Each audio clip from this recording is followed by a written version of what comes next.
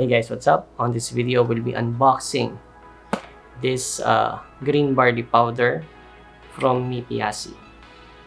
Alright, so I decided to take one box dahil meron akong requirements kapag gusto kong mag-take ng supplements. Una-una, if it is effective. Alright, secondly, kung ito ba ay safe i-take.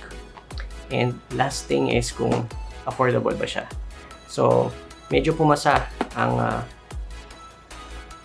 MIPIACI Green Barley dun sa requirements kong yun. So, we'll check it out, unbox natin, and tikman din natin kung ano lasa niya. Alright? See you. Ito siya. Okay? Now, pag binuksan mo yung one box ng MIPIACI Green, buksan natin.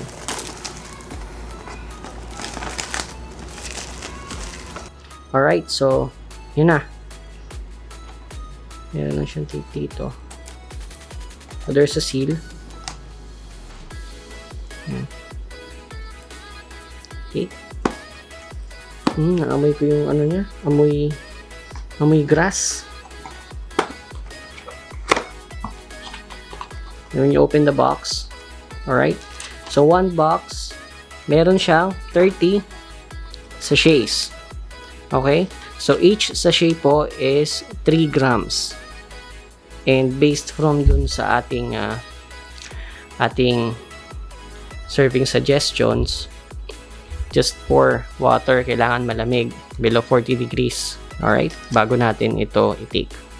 Now, as you can see, ang batch po na to will be expiring on June 1st, 2021.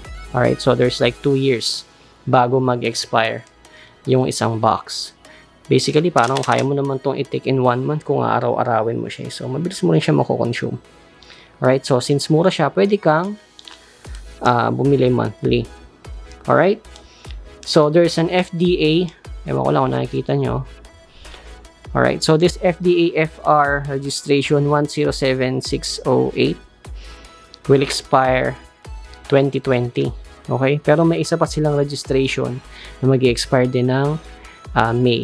I think they will just renew this kapag umabot na dun sa date na may expire na yung product. Alright? Or yung registration nila with FDA. Again, no approved therapeutic claims. Kaya wala po tayong sinasabing mako-cure ng green barley na to. It's just a supplement na juice. Alright? So, 3 grams. Yan. 30 sachets in 1 box. Dami na nun. So, timplahin natin siya. I'm pouring 1 sachet.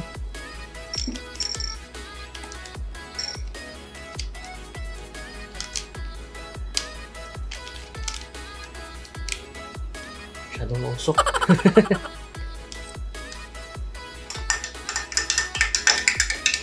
Makikita nyo, green na green siya. Grabe. Sobrang tapang yung pagka-green. Lagyan natin tubig. And it comes also with this notes kung paano siya i-take. Alright.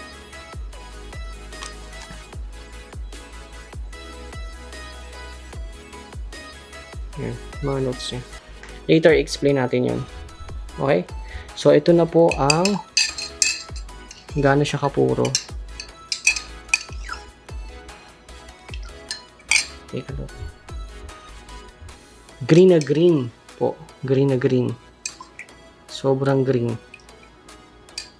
Yan po siya. Let's taste it. So, ito na po yung mixture ng green barley from MIPIACI. Alright, so consume mo kaagad after mong itimpla sa glass of water. Alright? Di mo na kailangan siyang ilagay sa ref. Maganda if ihalo mo siguro to sa juice, okay lang. Or isabay mo sa shake, okay din. Depende sa trip mo. Okay? But the thing is, pag titignan mo siya, grabe yun. Yung chlorophyll to eh. Yung chlorophyll ng barley.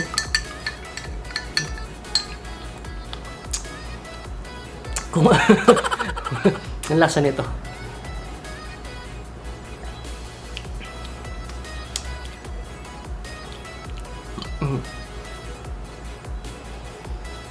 Amoy grass. Alright? I think wala tong sugar. Wala tong sugar eh. Sobrang neutral. Alright? Neutral or let's say matabang. Kaya maganda siguro kung ipi-blend mo to with, siguro gagawa ka ng shake. Pineapple shake or lemon shake na may Yakult, tapos sama mo to. Perfect yun. Pero inumin mo to ng ano, ito lang, much better. Alright? Kasi puro eh.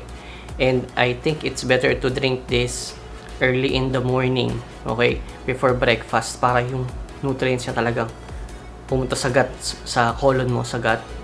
And ma-absorb yun ng intestines mo. Mas maganda yung mataas yung absorption rate kapag early in the morning ka magte-take nito. Before breakfast, before drinking your first glass of water.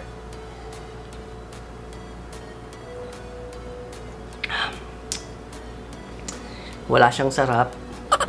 Kasi yung lasa niya, para ka lang uminom ng tubig na may essence ng barley. Alright? Tubig lang. Wala siyang foul smell. Yung smell niya is, yun nga, smells grass. Pero hindi yung maanong grass Hindi yung sobrang halaman. Neutral lang.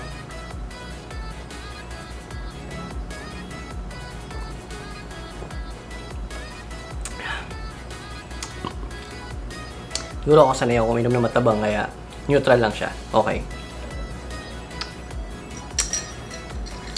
Mahirapan itong uminom siguro mga kids, mga bata.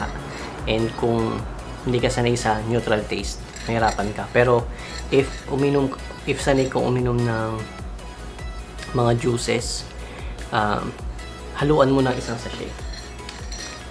It will help you digest it easily. Okay?